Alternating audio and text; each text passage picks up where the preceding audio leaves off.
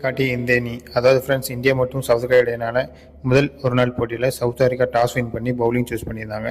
இதனைத் தொடர்ந்து ஓப்பனன் பேட்ஸ்மேனாக களமிறங்கிய ரோஹித் சர்மா ஜெய்ஸ்வால் சிறிது நேரம் நீடித்து ஜெய்ஸ்வால் 18 ரனில் அவுட் ஆனார். அதுக்கப்புறம் ரோஹித் சர்மாவோடு இணைந்த விராட் கோலி இருவரும் பார்ட்னர்ஷிப் அமைத்து விளையாண்டு வந்துட்டு இருந்தாங்க. அதுக்கப்புறம் பார்த்தீங்கன்னா நம்மள ரோஹித் சர்மா அரை செஞ்சுரி அடித்து 57 ரனுக்கு அவுட் ஆயிருந்தார்.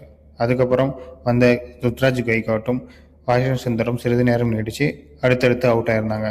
அதுக்கப்புறம் விராட் கோலியோடு இணைந்த கேஎல் ராகுல் விக்கெட் இழப்பின்றி அணியை மேலே கொண்டு போயிட்டு இருந்தாங்க. அதுக்கப்புறம் நம்ம விராட் கோலி 99 ரன்கள் அடிக்கும் வர பொறுமை காத்திருந்தார். அதுக்கப்புறம் 4 எடுத்து தனது செஞ்சுரியை பூர்த்தி செஞ்சார்.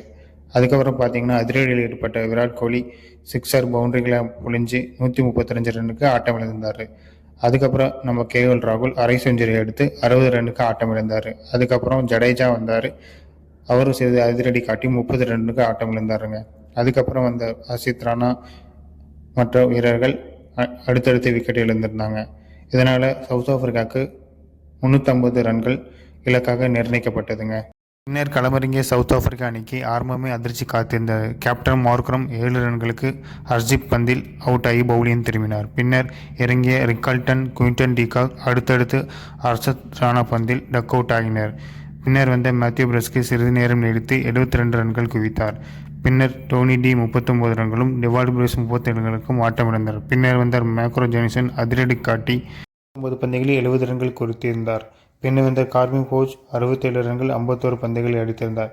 பின்னர் வந்த இதர வீரர்கள் இரட்டை இலக்க ரன்களில் அவுட் ஆகி பவுலிங் திரும்பினர். இதனால் சவுத் ஆப்பிரிக்கா இந்தியாவிடம் 17 ரன்கள் வித்தியாசத்தில் தோல்வியை தழுவியது. என்னதான் சவுத் ஆப்பிரிக்கா தோல்வியை தழுவினாலும் சவுத் ஆப்பிரிக்கா மிடில் ஆர்டர் பேட்ஸ்மேன்கள் சவுத் ஆப்பிரிக்காவை வெற்றியின் விளிம்புக்கு அழைத்து சென்றனர். இறுதியில் போராடி தோல்வி அடைந்தனர். 135 ரன்கள் விளாசிய king Kohli player of the match award பெற்றார். ஃப்ரெண்ட்ஸ், இதை பற்றி நீங்கள் என்ன நினைக்கிறீங்க? டீம் இப்போ நல்லா விளாட்றாங்களா, இல்லாட்டி டீமில் இன்னும் அடிஷனலாக சேஞ்ச் பண்ணலாமான்னு நீங்கள் கீழே கமெண்ட் பண்ணுங்கள். மறக்காமல் நம்மளோட சேனலை சப்ஸ்கிரைப் பண்ணிக்கோங்க. பக்கத்தில் இருக்கிற பெல் ஐக்கானையும் கிளிக் பண்ணிக்கோங்க. அப்போ தான் நம்ம போகிற வீடியோ உங்களுக்கு சீக்கிரமாக வந்து சேரும். ஓகே ஃப்ரெண்ட்ஸ், தேங்க்ஸ் ஃபார் வாட்சிங். இன்னொரு வீடியோவில் சந்திக்கலாம். Bye friends.